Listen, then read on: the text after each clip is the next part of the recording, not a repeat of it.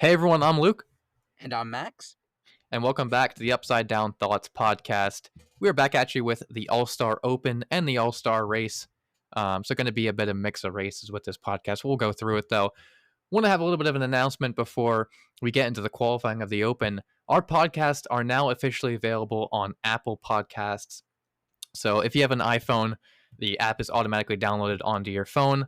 You can go and just look up Upside Down Thoughts and NASCAR podcast. Same thing as our Spotify name, and you'll see all the episodes there. So just making it more available for you guys to tune in from anywhere. But make sure to look on the be on the outlook for Amazon Music as well, and also we're going to be making a YouTube channel to upload the audio captures of the podcast as well, just to promote it and make sure everyone can listen no matter where you get your podcasts. So that's all I got on that, and I'll let you kick it off with qualifying. All right, so jumping right in with the All-Star Open, this is where we saw all the cars that didn't win last year and so far this year, basically having an opportunity to race their way into the All-Star race, which would be later in the weekend. But we see starting on the pole, we see the 88 of Shane Van Gisbergen, which this is so awesome. You know, this guy, he's known for his road courses, and here we are at a short track. Seeing him on the pole, and you might be wondering how did he get on the pole. Well, the way you get on the pole for the All-Star Open is it's based on fastest pit stop. So it's a great job done by the 88 team to throw four tires on that car, get it fueled up, and get it out of the pits the fastest. So to see him on the pole and getting his first career pole, even though it's technically an All-Star Open and it's not a real points race, it's awesome to see for him. But moving further down the leaderboard, we got the 77 of Carson Hocevar. He's been proving himself. He's up here quite a lot nowadays. And we see Noah Gragson, Michael McDowell, Ryan Preece, Zane Smith, Justin Haley, John Hunter Nemechek, Ty Gibbs, and the other tie of Ty Dillon rounding out the top 10 for the All-Star Open. Yeah, and you mentioned those Hocevar, McDowell, and Haley, the three Spira cars, obviously. You mentioned with the qualifying, it's a little different on how they do it with the pit stop. So you kind of expected these guys to be up here, especially with the Trackhouse 88, very good pit crews for the teams. But moving down a little bit further, we have Cole Custer, that Haas factory team, getting an 11th place qualifying position with their pit stop. So improvements there to the pit crew already, you can tell. But we got Eric Jones, Riley Herbst, and Bubba Wallace, three Toyotas. You expect a little bit better out of Bubba Wallace's pit crew in 14th, as there was only 18 drivers that are in the Open. So you'd expect a little bit better, but Allmendinger and Gilliland will round out everything there. So not a lot of surprises for this qualifying for the Open. Yeah, for sure. I still think, looking back at it, as the biggest surprise to be the 88. You mentioned the Spire cars up there. They had good pit stops. They've been up there on speed this year, and let alone off speed, their pit crews are putting them in the top 10. So if there is something to say, a team that, you expect to be a little faster, you tapped on it a little bit already, but looking at the 23 of Bubba Wallace, that you expect him to be faster. He's on one of those big four-star teams.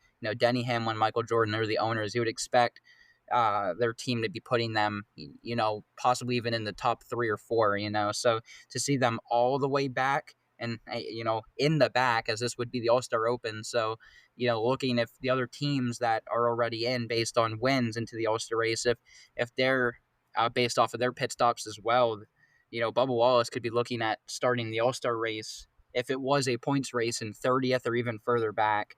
So that's all I really have for qualifying. I'll let you jump right into the race. All right, so we mentioned SVG on the pole position with Hocevar on his inside, as SVG chose the outside lane. But as soon as we would get in here, a lot of people I've talked to, friends or family, they're like, should I watch the Open? Just want to make this point here. I would 100% argue that sometimes the Open race is better than the actual All-Star race, just because these drivers, a lot of them are younger, and how it works where they don't have any wins. So the guys that go into the Open, so All-Star Open brings a lot of intensity. Only 2 drivers, the top 2 advance to the All-Star race along with a fan vote. So a lot of interesting things happened in this race for sure. But I always recommend watching the Open just to anyone listening out there for next year. But I would kick this off with SVG leading the way with Noah, Donovan Nemechek, battling with Noah Gragson really quickly in turn one with some contact. Gragson slides up the track, just simple bump and run, very early into the race, and Gragson was obviously not going to be too happy about that. But as soon as we would get going, 10 laps in, everyone would get into that kind of snake formation, and SVG would, get over to a half-second lead over Carson Hocevar. So things you'd expect from the short track package here at, North Wilkesboro. Yeah, you're absolutely right, and I'm gonna kind of. Yeah, I'm sorry, it was breaking up a little bit, but I'm gonna backtrack a little bit, and I like how you mentioned that you know the Open is arguably a better race than the All Star race. You mentioned intensity, and I see this as a win and get in. It's very similar to the playoff format. You mentioned only the top two finishing cars out of this 18 car field are the only ones that move on to the main event, the actual race. So, or in your opportunity to win $1 million. So sometimes, well, for some of these drivers, drivers aren't. We mentioned this, I think, in previous weeks, but NASCAR drivers aren't exactly rich. All of them, a lot of them, the money that they're putting into their team to build a race car, and what they're making back on the track kind of evens out. So $1 million, you might think, oh, they're athletes, they're millionaires, they're multimillionaires. No, it's not exactly right. So $1 million here in the main event is a big deal for these guys, and to get into have a chance to win that thing is big for these guys, especially the young guys. Coming into NASCAR and not being those multimillionaires like possibly a Hamlin or a Kyle Busch or even a Chase Elliott at this point. But moving on, you mentioned Gragson and Nemechek getting together, classic short track racing, and eventually moving into the snake formation. But a little later, we'll see Ty Dillon, Justin Haley beat and bang for a little bit. And just after that, Todd Gilliland is going to have to come down to pit road for a flat tire. Yeah, and this was an interesting kind of thing that happened. It kind of happened out of nowhere when I was watching. Obviously, an unscheduled pit stop for him this early into the All-Star Open. It kind of just looked like the tire just almost not really blew a tire, just had a lot of issues, and that tire was rumbling and a lot of vibration in the car, and he would obviously have to come down from 12th. So, he would lose the multiple laps as nobody else would come in. So, a very unfortunate thing to happen to Gilliland this early into the race.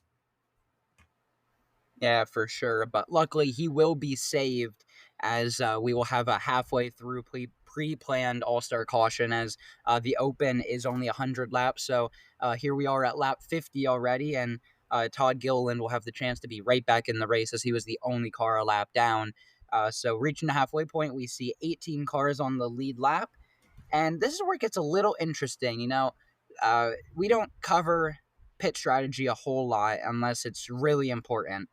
But I want to stop here and take a minute to talk about this because we see Hocevar take 2 tires and get off pit road first, followed by Michael McDowell and Bubba Wallace, yet who was the leader at the time, Shane Van Gisbergen, will take 4 tires and will slide all the way back to 6th. So we're really going to see here, are 4 tires going to prevail or 2 tires looking into the second half of this race? Yeah, I'm glad you mentioned the pit stop strategy, and we will see this in the actual All-Star race as well. But I love the 2-stop strategy. With how their cars were driving on the 4 tires, 50 laps into the race, they were fine. So two tires was definitely a call that I would have made. 4 tires is a safe call for SVG, and the rest of the guys. But I think for the risk versus reward, I think it would pay dividends for a guy like Hocevar to get off pit road first, get that track position. You have those 2 tires. Problems could occur, but like I said, the risk versus reward, if it's a chance to win $1 million, I'm going 2 tires every day. Right. And we've heard it in, pre-race interviews with drivers themselves. We heard Kyle Busch say just the other week, track position is everything at most places we go nowadays. So to see the strategy by Hocevar, you would have to think it's going to play out in the end. but you just got to wait to see and find out. But as they take the green, we're going to see Ty Gibbs come right up on the outside of McDowell right away off the restart, and he's going to shoot up to second. But at the same time as that's going on, Priest, Smith, and SVG are going to battle 3 wide for fifth, as we're seeing SVG with 4 tires there try to make a move, and he will. Yeah, and it was interesting with the passes that these guys were making at a short track. We see a lot of complaining about the short track package from multiple different people across the sport, but the way they were passing here, they would almost not really send it in, but you would get these runs into these 1 and 2 and 3 and 4 corners, and you could work with it. The cars weren't getting that tight, and you could go in 3 wide with how wide North Wilkesboro is, and gain 2 positions in a corner, like we'd see Bubba Wallace do on Michael McDowell and Ryan Preece. So it was very easy. I don't want to say easy, but it was very manageable to pass people at North Wilkesboro. So it was a fantastic race so far. But moving on, we'd see Preece make 2 consecutive passes back on Michael McDowell and Bubba Wallace. So a lot of mid-pack passes, and guys were getting a lot of short runs and long runs. So great stuff to see at a track like North Wilkesboro, who's just had a repave. But Ryan Preece and Ty Gibbs were really the 2 battling for second, as Hocevar would still maintain his lead. Yeah, and as those battles are going on up towards the front, we see Michael McDowell, who was moved out of the way, and he's all the way back in 12th by this point. This is about 10 laps later, and we're going to see him make contact with Riley Herbst, and we're going to see our first actual spin in this All-Star Open, as Riley Herbst is going to go up the track.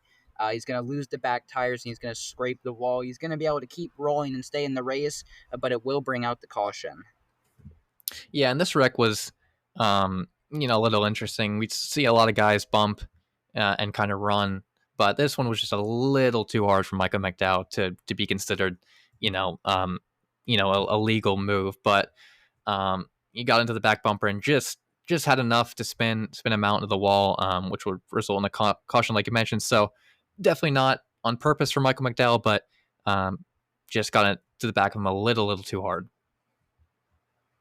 Yeah, I don't have a whole lot to elaborate on that. It's really just a short track spin. I think you nailed every point there is to say on that. But moving forward, we see everyone from 5th on back will pit, putting them all on 4 fresh Goodyear tires, and 1st to 4th will stay out, try to go and see if they can use their track position to find a top 2 spot to get into the All-Star race. But just before we go green, we will see Ryan Preece as he goes to approach the choose cone. I'll get more into this in a second for those who may not know what the choose cone is, but he will go to the outside and he will actually drive over the choose cone, which is this line on the front straightaway, which basically determines do you want to restart on the inside or the outside? Yes, the drivers do get to choose that based on the order that they are after pit stops. So to see him get penalized here, he claimed that he couldn't see the choose cone. I find this really interesting. I wanted to get your opinion on this.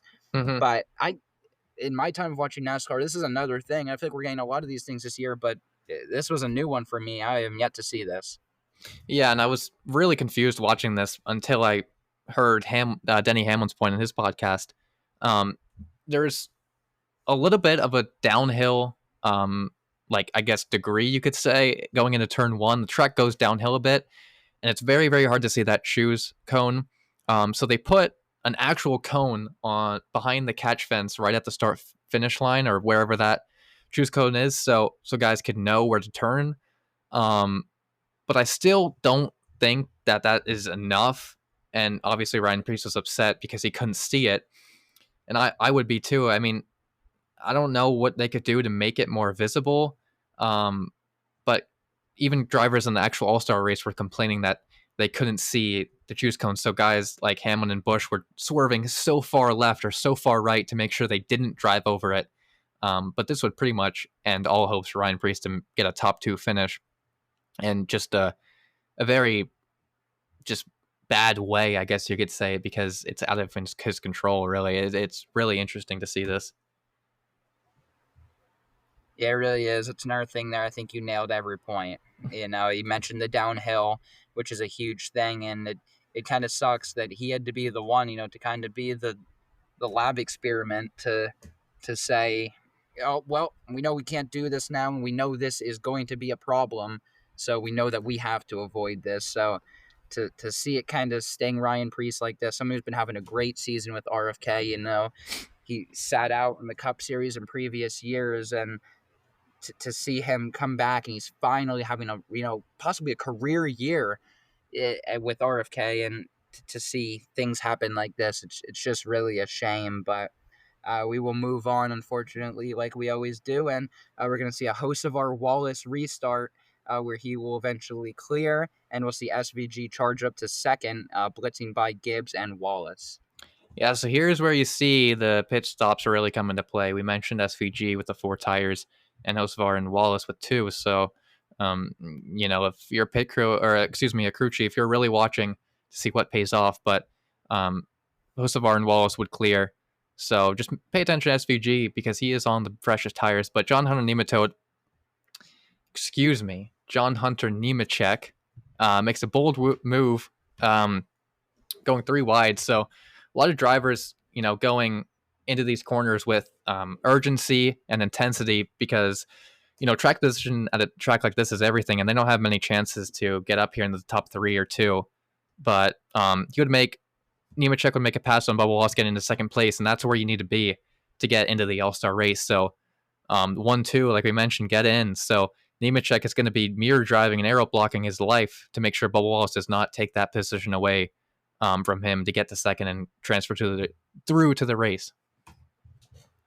For sure, this is really sudden death here. You would think these guys are battling for the 16th playoff spot with how this is coming down to at the end of the race. But, we will eventually see Hocevar and Nemechek kind of escape as they get back into kind of the snake formation towards the end of this race.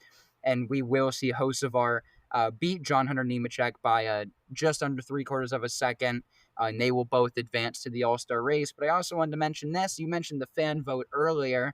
Well, the winner of the fan vote also advances to the All-Star race, and that is the driver that was in the All-Star Open that doesn't advance, the most voted one by the fans, that the fans want to see competing for the $1 million. And that would be Noah Gragson in the 4-car for Front Row Motorsports. Fans seem to love him. He's a great personality. Sometimes he's the hero, sometimes he's the villain.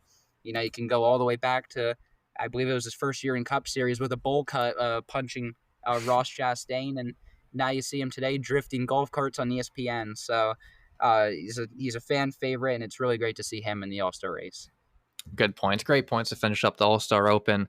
But moving into the All-Star race, so this, if you don't know, how do you qualify to this race, is you either win a race last year or you win a race in the previous races in 2025 before the All-Star race. So that's why you kind of see a guy like Josh Berry in the 21 car as he's won at Las Vegas. And you also see a guy like Harrison Burton, who's in full-time Xfinity in the 51 car, which a lot of people were confused about, but that's just how it works to clear anything up. So we'd have 23 drivers in the All-Star race, kicking it off with qualifying. And a bit of a surprise with Brad Keselowski in the 6 RFK car qualifying on the pole. Yeah, this is a guy that I feel like he hasn't really had a single positive point to be talked about this year, except the fact that he's supplying his other guys on his team with good race cars. So it's really awesome to see that his team put him up on the front row. As we mentioned, this wasn't off of pure speed. It was off of pit stops. So it's really good to see for him. But we will see Christopher Bell, Ross Chastain, Logano Byron, Elliott Blaney, Kyle Busch, Alex Bowman, and Chris Buescher in the 17 RFK Ford, rounding out the top 10. Yeah, and just as we go back, we see Josh Berry in 11, like I mentioned, with Suarez in 12th, and 2 Toyotas and Tyler Reddick and Chase Briscoe for rounding out the top 15 with Austin Dillon just behind them.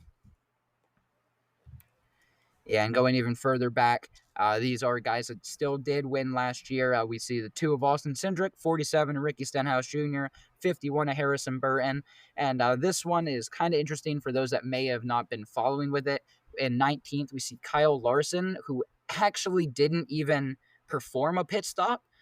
because Kyle Larson was in Indianapolis doing Indy 500 practice for obviously the Indianapolis 500 in IndyCar on Memorial Day weekend, that Sunday, the same day as the Coca-Cola 600, where he would be attempting the Memorial Day 1,100 miles. So we do see him in 19th, and then we see the 11 of Denny Hamlin in 20th, who also did not put up a pit stop in 20th. And then behind them in 21st, 22nd, 23rd, it's the two cars that won the Open of Hocevar and Nemechek, followed by Mr. Fan Vote, Noah Gragson. Yeah, I'm great. Great job cleaning up the qualifying order, but we are going to get right into the race here at North Wilkesboro. A great fan turnout, sold out completely here in North Wilkesboro. So super cool to see in the stands, and you could definitely feel the energy off the lap one restart here with Keselowski finally showing that 6 RFK car on the front row with Bell just inside him. Yeah, it's the All-Star race is underway now, and you may think, oh, well, where's the pace that we want to see? We expect people to be moving people out of the way right away, and for those that watch NASCAR, you and me, we don't expect it right away. We know they're going to settle in, figure out how their cars are driving before we start moving people out of the way. But I kind of wanted to mention that quickly. But we will see Logano, Bell, Elliott battle 3 wide as Logano will move up to second. And they will eventually string out single file getting towards lap 10. Yeah, and you mentioned the single file, and they would kind of spread out quicker than the All-Star Race Open, but you still see these 3 wide or side-by-side battles, like we mentioned with Byron and Elliott, 2 teammates. The pace and the way they could stick it through the corners was something that, we didn't really see last year in this race. And I think the repay for North Wilkesboro and everything that happened with the revamp of this track is really kicking in this year. So it's very, very cool to see. And they've done a ton of work to get this track back to a racing capable track, and just super fun to watch in these first 10 laps with all these passing. But Keselowski would obviously clear Bell, and then Logano would engage in a battle with him, kind of heading up in the lap 20 areas. So this is kind of the first time we've seen Logano up here in the top 2, but he'd give Keselowski a run for his money. But while that battle is going on, Byron would kind of show his face as well, like I mentioned, battling with Elliott. So we'd kind of see a 1, 2, 3 finally, spread out a little bit and be contained, I guess you could call it. Absolutely. Now we see kind of everyone strung out across the racetrack and almost that conveyor belt sort of racing that you see at Martinsville and Bristol. But no later do we get into the conveyor belt style racing, and Brad Keselowski is out to about a 3/4 second lead over the 22 of Joey Logano. We see Daniel Suarez lose a right front tire, and he will go up into the wall while running in the back 16th. But this is a team that we have not talked about at all, I feel like, this year. And it's because I feel like he hasn't had a top 20 finish yet this season. It's been a struggle for this team. He had a good finish at Texas, but it was still kind of glazed over because he's not making headlines, and maybe he deserves and needs to get the positive return from these finishes. But when we are talking about him, it's just for the wrong reasons, like the very few times that we are talking about him. And here it is yet again, as he's outside the top 30 in points. And, even though this isn't a points race, he's got to figure something out moving into the second half of the year. Yeah, and you mentioned saying his name for the wrong reasons this year. It's kind of surprising. Last year he had a good year. He won in Atlanta, made the playoffs, had a strong run in the playoffs, I thought, had a strong run all season. And, this race we've mentioned this season we mentioned his names for all the wrong reasons, and, getting these bottom 20 finishes and not qualifying well, not running well in the race. It's just kind of unfortunate. And, maybe you kind of have to look at the driver and not the car at this point, because, he's shown speed in last year and in multiple races this year, he's shown speed. So I don't think it has to do with the team. Maybe it has to do something with Suarez and internally with that team. Maybe something's not working with the pit crew chief or spotter, but you can only hope for the best.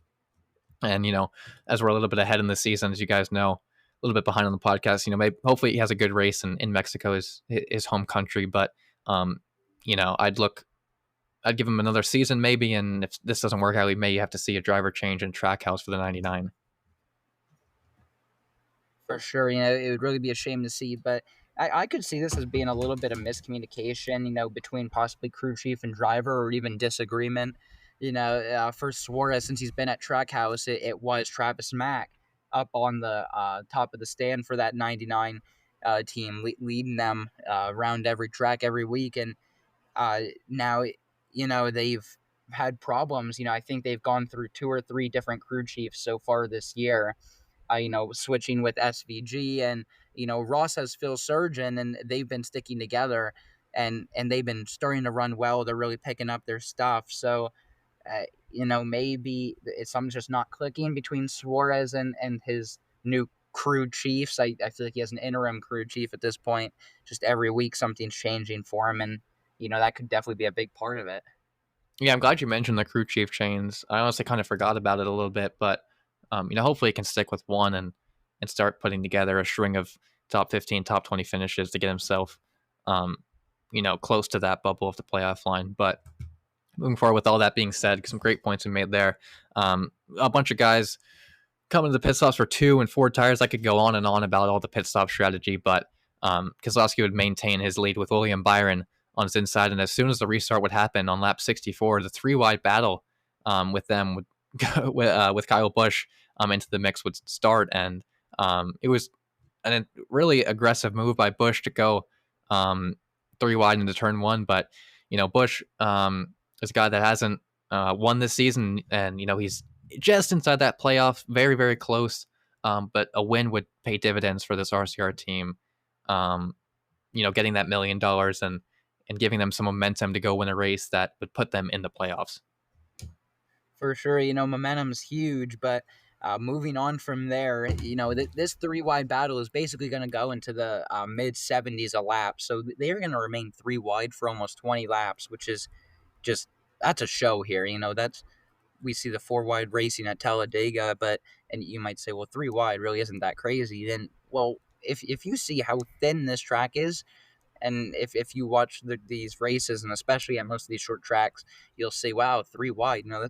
That's quite impressive. That's equivalent to that 3 wide at Daytona, or that 4 wide at Talladega. It can become tight quarters, especially through the corners. The straightaways are a little wider, but stuff can definitely get jumbled up really easily. Yeah, for sure. Good points there. But moving forward, we'd see Christopher Bell bring his name into the question, passing Kyle Busch for 3rd, and keep an eye out for him, as we're going to mention his name a lot moving into the later laps of the race. But here's where we'd see Byron with the 2 tires and Busch kind of start to fade a little bit going into this longer green flag run, as Joey Logano, who took 4 tires, would make his presence known on Byron. So I think 4 tires was a good call for Logano here as he clears Byron, falling into turn 1 with Bell following closely behind them in 3rd. Yeah, no later do they go by Byron. We're going to see Elliott in the 9 car come into the picture. He's going to sneak by his teammate Byron for 3rd, as we're about 10 laps away from this pre-planned race caution, just as we had seen in the Open, which was on lap 50. It'll be on lap 100 here. So as they're coming to that pre-planned race caution, we see Logano stretching his lead over Christopher Bell. He's up to almost over a second now. And, he won this race by a mile last year. And you may say, oh, wow, Joey Logano's going to go back-to-back. Wow, this is such an interesting race. Well, this race, if you were able to see the individual, racing, and, I always see one of my favorite jokes that I see on the internet is, someone that doesn't know anything about NASCAR, when they're watching a NASCAR race, they say, wow, this is so boring. Its car's going around in circles. And then they cut to a picture of someone's favorite driver making a pass for 26th, then, going wild. So that's kind of exactly what the epitome of this race was. There were so many passes back and forth, 2 wide, 3 wide, mid pack, 2 tires, 4 tires on pit stops. So you kind of got to look outside of the lead to see the shininess of this race. But as they get to that caution that had mentioned earlier, it will be Logano, Bell, Elliott, Byron in the top four as they will head into the second half of this race. Yeah, and great points made there. Um, just want to touch on that a little bit more.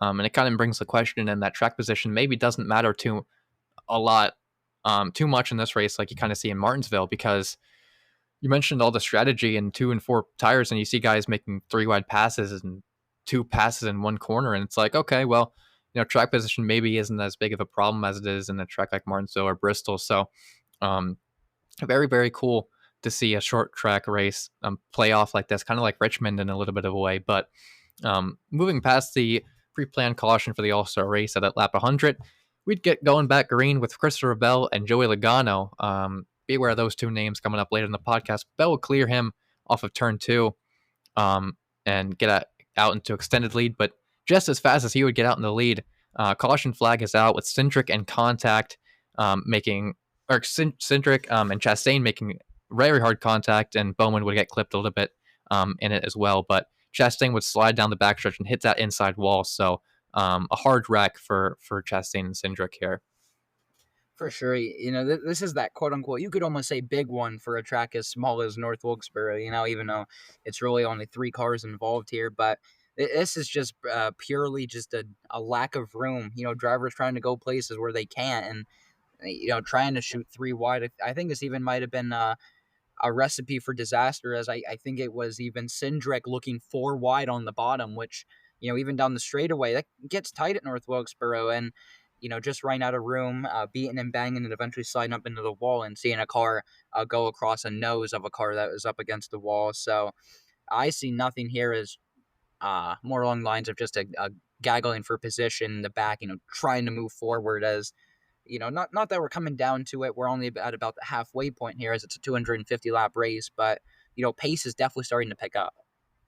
For sure.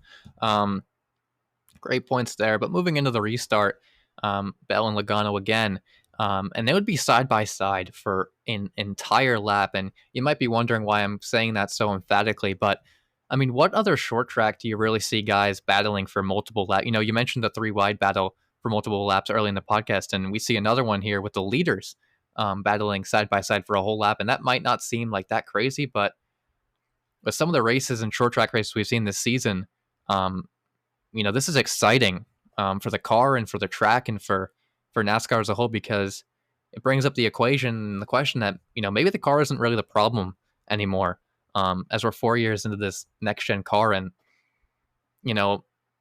at a track like North Wilkesboro, we just had a repave and it's very new. I don't think it's the cars, honest, that are the problem. I don't think it's a short track package anymore. And I see a lot of guys on social media complaining about the car, how it sucks at the short track, and they need to change it. And I don't know, that's a controversial take and a controversial opinion, but I seriously don't think it's the car, guys. Some people might be questioning because of Bristol and Martinsville, but you look at those tracks and they haven't had a repave in a long time. You look at Dover, which is concrete, and I think there's a lot of other things that affect the racing that doesn't have to do with the cars. So very, very good stuff from North Wilkesboro here. Yeah, I'm really glad you mentioned that, you don't think it's the car's fault anymore. Like we talked about this just before we started this podcast. It's becoming becoming a really vital point, throughout this point in the season, and even as time has progressed through this Gen 7 car, and we've tried to kind of investigate and dissect the problem ourselves. Is it the short tracks? No, we figured that out watching this race. Is it the concrete tracks? We'll see. No, as we're being a few weeks in the future, we know how Nashville plays out, and we'll see that that's going to be a great race.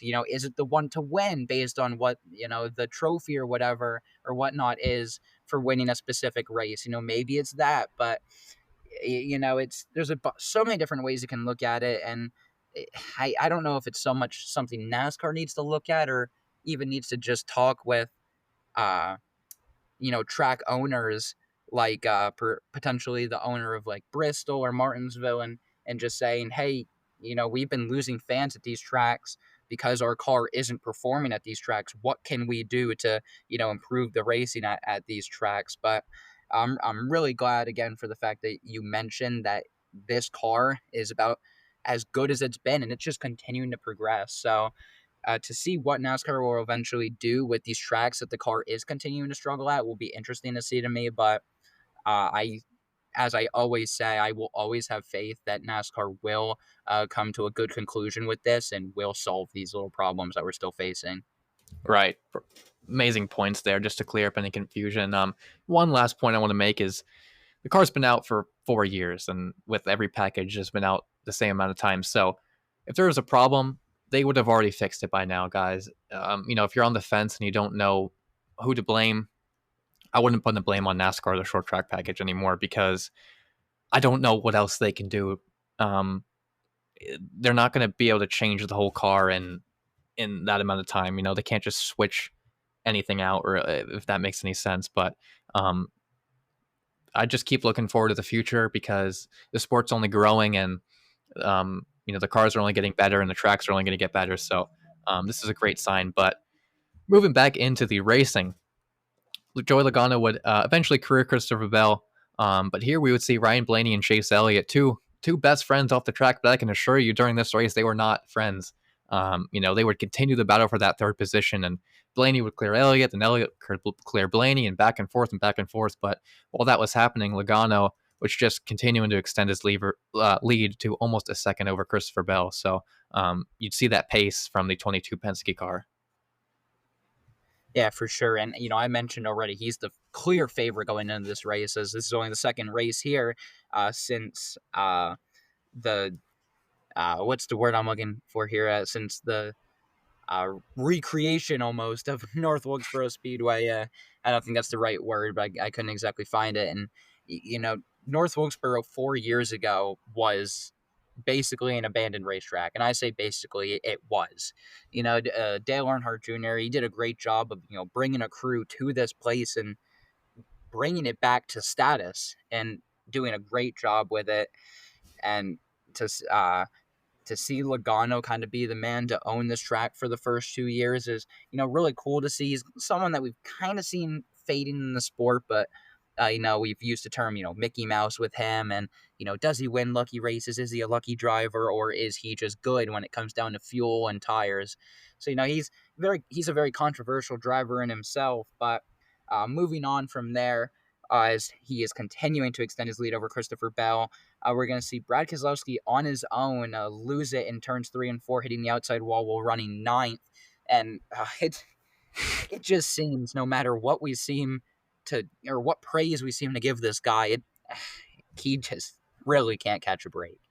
Yeah, and it's bad to laugh, but when we talking about him as much as we have in these last few podcasts, and I'm sure you guys are almost laughing listening to this, it just seems like every single week. I mean, it's either a self spin or a blown tire, and he does everything right, qualifying on the pole with the pit stop, and running in the top 10 the entire race as we're at almost lap 180, and then just boom, he just hits the wall, no pun intended. But like you mentioned, I mean, I don't have much to say. He just cannot catch a break, really. Yeah, and a lot of people might think, well, this sport's unfair that this guy keeps wrecking, and it's not unfair. And in my opinion, it's purely luck. There, a driver as experienced as Brad Keselowski, I really find it impossible to put any blame on him. I just mentioned Joey Logano, but Brad is one of those of veteran status that, when it comes down to your tires and saving fuel, I would personally say, and I'm sure you'd agree with me, as much as he is a very controversial driver as well, or used to be compared to how he is now, but he's one of the best in the business in this. Mm-hmm. Right, 100%. All good points there for Brad, but moving into the pit stop strategy, and a lot of drivers were planning that maybe this would go green, as you mentioned that this race ends on lap 250. But here's where we see Kyle Larson, who we haven't mentioned all day. You mentioned he had the Indy practice, so he could not do the pit stop qualifying challenge, so he would be in the back. But he would take a two-tire strategy to try to elevate himself into that front row, and Joey Logano would take a fuel-only stop during this pit stop, with Christopher Bell taking four tires. So you'd see the differentiating pit stop strategy that the crew chief will call. And for $1 million, I'm not surprised to see any of these because, you really don't know what's going to work out and what doesn't. So, why not take that risk? Because it's not a points race. It's, you don't get anything for finishing second. So why not go for this $1 million? And, as we'd see for Logano, it would definitely pay off. Yeah, and I'm really glad you mentioned that he just took fuel only, because you say it'll pay off for, track position and it'll keep him out front. But now you see Christopher Bell, who is on better tires. He's going to start to close that gap. But no sooner does he start to close that lap, Kyle Larson gets into the wall in turns 2 and exiting turn 2 from third, and will be slow on the racetrack. And this brings us to probably the most interesting part of the race, or one of the most interesting things that will probably happen the rest of the season. So I'm going to basically give a background here, and it's that NASCAR was going to have an optional promoter's caution where Michael Waltrip was going to wave the caution flag, and there was going to be a pyrotechnic, fire and fireworks show during the All-Star race, mostly for the fans. And something that I want to put out here is that it was not allowed to happen any later than with 30 laps to go.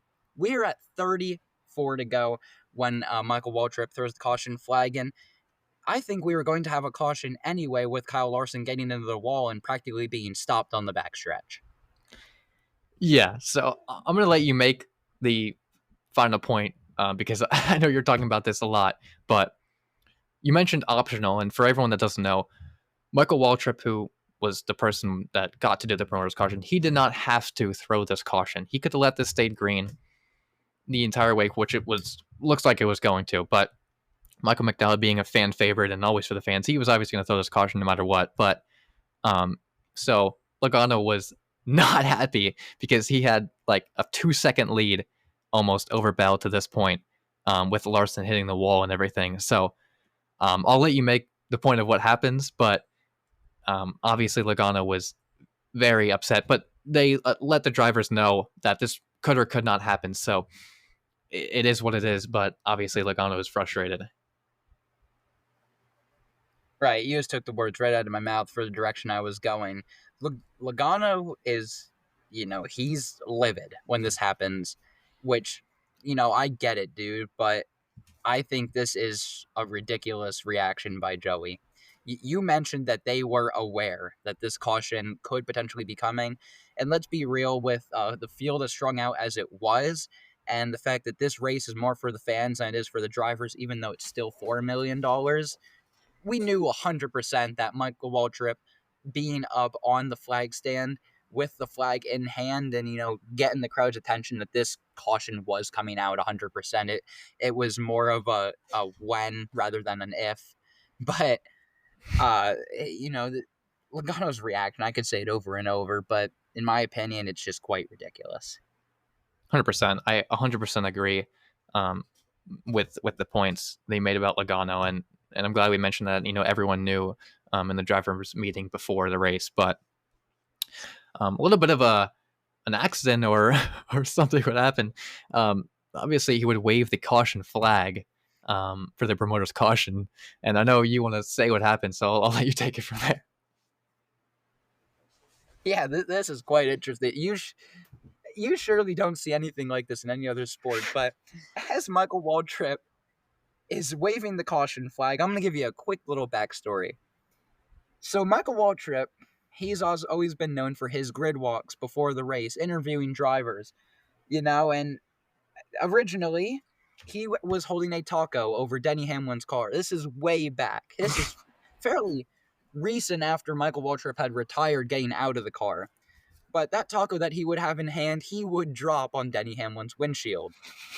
You would say, oh, weird. That'll be one time. It'll never happen again. Well, a few years later, Michael Waltrip ends up with a cake in his hands, as he was handed a cake on pit road for, I believe it was his birthday. And he would go on to drop the cake.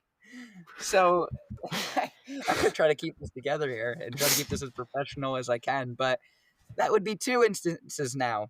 Well, you're probably wondering, where could I possibly be going as he had this caution flag in his hand? Well, he dropped the gosh darn caution flag. You really can't make this up. We heard Kevin Harvick in the Fox Sports booth, who was absolutely in hysterics.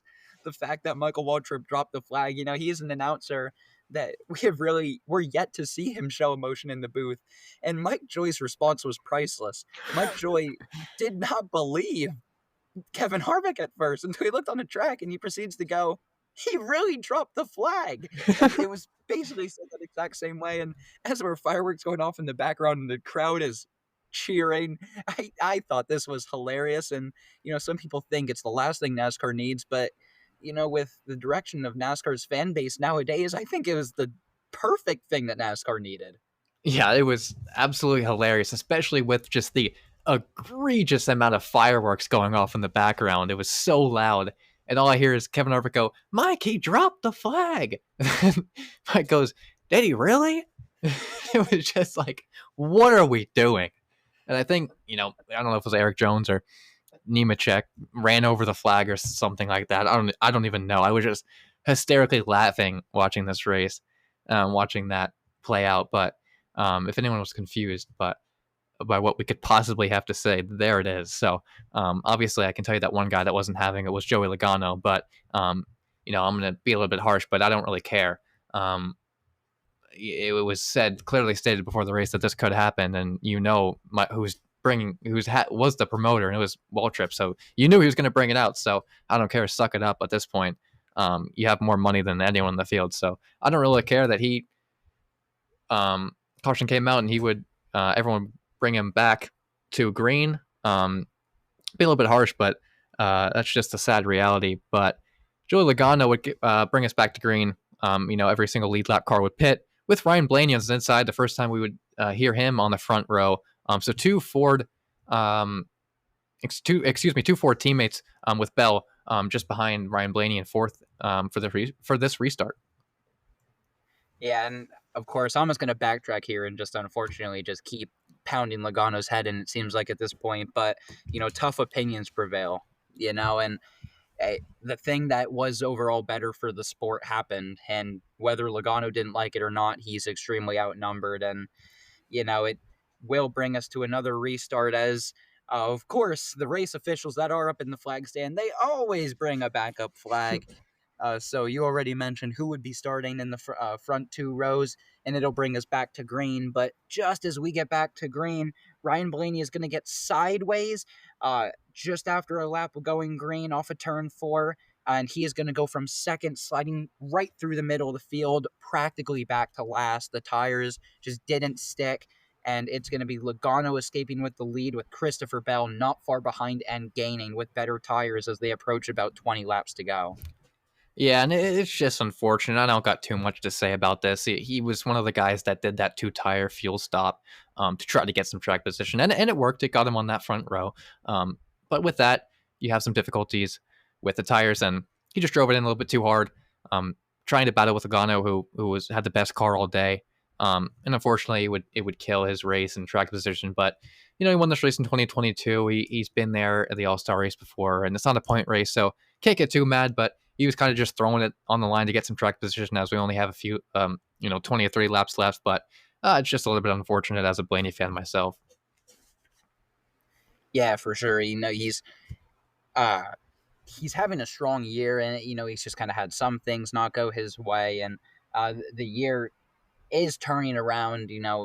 Being in the future, it's his year will be okay. And he's going to have a look at the playoffs, and, as long as, even if 16 or more drivers win, he is still clearly going to be in on points, even with the DNFs that he's had with the expired engines and all. So, things like this, they suck, but he will live, moving towards the playoffs, and will have a chance to race for another championship, which is primarily what you're going for. Obviously, you want to win races, but that's the penultimate goal of the season.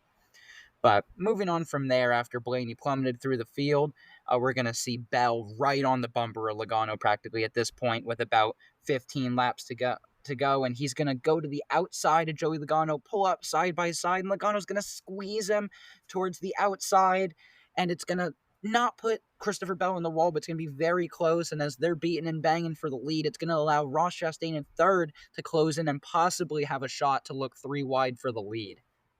Yeah, and here really comes the battle for the win with these three drivers. Bell, as you mentioned, almost got put in the wall by Logano as they're battling for everything and fading tires. But Chastain, who wrecked early in the race, he's right back up here in third. You got to watch out for him. He's very aggressive. He wants this $1 million.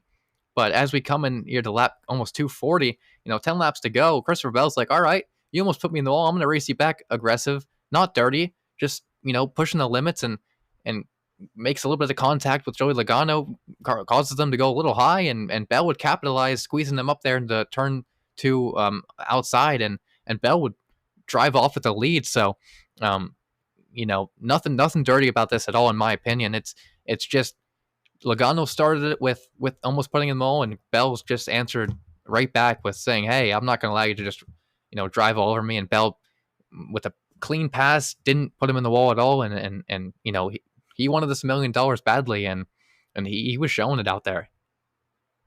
Yeah, you're spot on. I have nothing to really even touch on, but except the fact that Christopher Bell is going to go on to win this race, as he's going to just continue to drive off in the last 5 laps and win it by just over a second over Joey. But this is just, it all came down to the tire stop. Christopher Bell was on the better strategy, and you could argue, would Logano have won this race without the promoter's caution? And you want to know my answer? I say no. I still see Christopher Bell prevailing. Those tires, as much as we saw in the All-Star Open, they didn't exactly work for SVG, but for someone as skilled as Christopher Bell, and I'm not taking a shot at SVG here, just SVG not as experienced, obviously, coming over from the New Zealand street cars, but Christopher Bell is going to capitalize if you give him these opportunities. Oh, 100%. Great points there with that promoter's caution maybe not coming out, and I 100% agree with Bell. Maybe still winning this race, but here's what I want to touch on here before we get into the last few segments of the podcast: the post-race interview with Joey Logano. And I'm going to try to hold myself back a little bit. I know you have some comments to make on this, so I'm going to make mine a little bit short and sweet for you to elaborate on. But obviously, Logano is going to be frustrated, and I don't blame him. But he would have, a choice of words to call this a dirty move. And I just want to say this is the least thing but dirty. And Bell is just giving it all he has. It's $1 million. So, he'd have a very just frustrating and interview to listen to, in my opinion. Logano won this race last year, so he's kind of just acting like just a baby at this point, just complaining that Bell ran him over and put him in the wall. And Logano said if I had the opportunity, he was getting sent. And I mean, this is just childish. You're one of the older guys in the field, and you're acting like a total baby when someone just outdrives you on better tires. So, the last point I'll make is, I guess, just go cry in your mansion or something, because it's just totally just childish to be, this upset over a clean pass when a guy's fresher tires than you. So, just at this point, get over it, dude. It's every interview. I feel like this guy is just complaining about someone else ruining his race, and you have 3 cup championships, and you're one of the most rich guys in the field. So just get over it at this point, man. I don't really care to hear what Logano has to say anymore at this point. Yeah, and he obviously expresses frustration. You mentioned it's justified, but I don't think it's quite justified to the extent that he wanted it to be. And his main quote that a lot of people were taking from this post-race interview was, "I'm not one for gimmicks." And kind of looking at Logano's resume and the way he has raced people in the past, his run-ins with Matt Kenseth, years back during the chase, and eventually going into the playoffs, you can look back there. You can look at Logano shipping Byron at Darlington. There's a bunch of places you can go, and you talk about him, not being one for gimmicks, and being eliminated from the playoffs at the Charlotte Roval by Alex Bowman until he got disqualified and then brought Logano back into it. So, I just said it, but talking about not being one for gimmicks, gimmicks have done a lot for this guy in his career, and he would probably have two less championships without gimmicks. Yeah, So you're spot on with what you said about getting over it, and that's all I've got for the All Star race. yeah, great points there to clear anything up. And one last point here. I would understand if it's a points race. You can call that a gimmick. It's an all-star race, and there's no points for finishing second. It's only for $1 million, but you had the chance to beat him. You didn't take tires. You only took fuel. I mean, uh, you agreed with the pit stop strategy, Colin. So I don't understand the post-race interview, and I don't even understand saying that you would ship him once you get back to him because um, Bell clearly did nothing wrong. But it's not for me to. It's out of my pay grade at this point. I don't really know what's going on with Logano. But moving on into the race results, Bell would get that $1 million win money with $1 million check. He would get that victory. He would give that 20 team, a bunch of momentum moving into the second half of the season. Logano in second, with Chastain in third, with just great drive after getting wrecked, bringing that car back into third, with Bowman and Elliott, two Hendrick teammates, rounding out that top five. Yeah, I'm going to start with Christopher Bell. And the first thing I want to say is there must have been something in the air at North Wilkesboro this night, because we had an electric Christopher Bell getting out of this car. Like, I'm talking that this looked like a Christopher Bell that just won a championship. Like, Mm, it was spectacular. A lot of people say he's one of those guys that doesn't show a whole lot of emotion, but I we don't know what he was on, but that guy was on a heater getting out of that car, and I love to see it. That energy that he had, it was exactly the reaction the crowd wanted. So it was awesome to see that 20 team go to victory lane, even though it's in a non-points race. But that's a team that had been maybe struggling to find their way to victory lane after finding three in a row right at the beginning of the season, and getting back to it at the All-Star race will definitely give them momentum going into the second half of the year. But you mentioned another great drive out of Ross Chastain in third, and we see a bunch of Hendrick cars, Bowman, Elliott, Byron in the top six. Good runs for them as well, with Reddick, Busch, Briscoe, and Buescher rounding out the top 10. yeah, great points you made on, Christopher Bell. But just finishing off here with the race results. We got Hocevar, who qualified his way in by winning the All-Star Open in 11th, Hamlin in 12th, Gragson in 13th with a great drive as he won the fan vote to get himself in the 13th place finish. Austin Dillon and Ricky Stenhouse rounding out the top 15 here. So great drives from all those drivers we mentioned so far, especially the guys who raced their way into the All-Star race. Yeah, and then a little further back, we see guys that strategy didn't exactly pan out for. Like we see the 12, Ryan Blaney, 21, Josh Berry, Austin Cindric, John Hunter Nemechek, Harrison Burton, in the top, or rounding out the top 20, the guys that just didn't get the strategy going their way. And then 21st, 22nd, 23rd would be your three DNFs, Kyle Larson, Brad Keselowski, and Daniel Suarez, who would all get into the wall at some point during the race and have a DNF. But, I see this All-Star race as overall a phenomenal race. Mhm. A lot of people might say, go back to Texas, go back to Bristol. We won Underglow, we won all these cool things with the All-Star race, but with what they're doing with North Wilkesboro, as I said, this place was basically a unidentified fossil 3 years ago, and to see the show they're putting on now, it's just an unbelievable job. Yeah, great points. That one last point I want to make on North Wilkesboro is I think it's time to make this an actual points race and put it on the schedule. We tested it out for two races for the All-Star race in a row, and I think they proved themselves that this deserves to be on the 2026 NASCAR schedule. So hopefully they make that happen, and I'd love to see it. Some great racing from North Wilkesboro, and some great fan turnout for this track as well. But going into the second to last segment, we got a question on the last podcast here, and I want to make this point a little bit clear before I move forward. We are ahead, so we have seen what happened in, Michigan was to the point. So we have a question here about Hocevar and the incident with Ricky Stenhouse. So, do you guys think Hocevar is going to continue to race aggressive, or do you think his recent wreck with Stenhouse will make him rethink how he races? So, I'll let you go answer this first, but just wanted to make that any confusion clear up about this. So this is not about the All-Star race that just happened. This is about a race that happened Michigan in the future. Yeah, I believe it was at Nashville. I don't want to correct you there if I'm Oh, was it? wrong, but I think it was at Nashville because it was a little lower speeds than Michigan, but they are very similar tracks. But Yeah. Okay. Yeah. Nashville. right, okay, but anyway, I don't think Hocevar is going to change the way he races at all.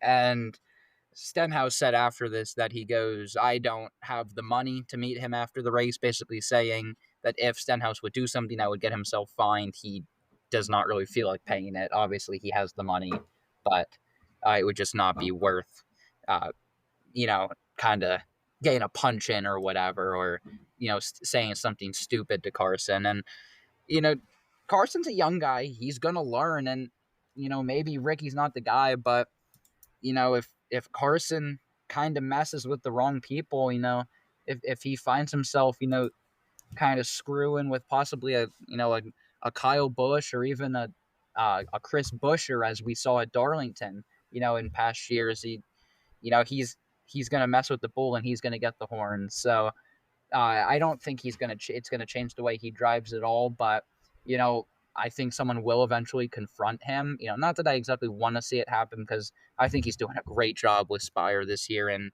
blowing his expectations out of the water. But I think his generational run, or some might say a Linsanity run right now, I think it will eventually kind of run out, but. I think the thing that's going to put it to a stop is possibly a confrontation that he's probably not going to want to be involved with. Yeah, I agree 100%. There's not much else I have to add other than if he's going to change the way he races. I think the only way is someone's going to ruin a race when it matters for him most. Stenhouse, I think, is a pretty aggressive driver, as we all know, and he's very passionate about racing, as we've seen with Kyle Busch at the All Star race last year with that altercation.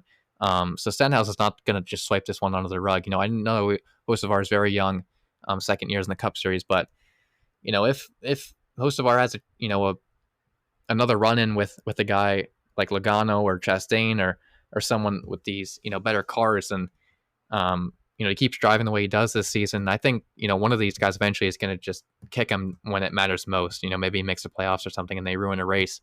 So I think he will change the way he races, but I don't think this wreck will make him change right now. But I think eventually it will happen. Yeah, there's a lot of different outcomes you could say. I'm going to throw out a few examples. And one of my examples I'm going to use is you could say St. Louis, the race at Gateway from a few years ago, with Chastain having run ins with so many drivers to the point where Chase Elliott and Denny Hamlin would not even let Chastain get into the top 30. So Hocevar really doesn't want that, and Chastain's an older guy and he handled it fairly well as he was saying, no, I'm not sorry for how I'm racing, but and he was able to back himself up. He was able to produce good finishes while doing it at the same time. So if Hocevar can kind of hold that same role that Chastain was holding for a while, it will be kind of interesting to see if he's able to do that. And the other example I wanted to use is also Logano and Kenseth at Martinsville years ago. I actually, this is the second time I'm making a reference to this idea where Logano spins Kenseth in a big race that mattered for Kenseth at that point. And then when it really mattered most for Logano, Kenseth really got the gut punch in and eliminated Logano from a championship hope. So it's really going to be interesting to see how this pans out. And I'm really glad you also mentioned that, Stenhouse is not a guy that's going to let this get away from him. You know, before Stenhouse lets this go, Stenhouse maybe won't wreck him, but we'll make sure that Hocevar loses a good amount of spots before Stenhouse forgets about it. Yeah, great points there, 100%. So nothing else for me. You cleared it up 100% perfectly. But moving into the last segment of the podcast, we have the Coke 600, another crown jewel, one of my favorite races coming up on the next podcast.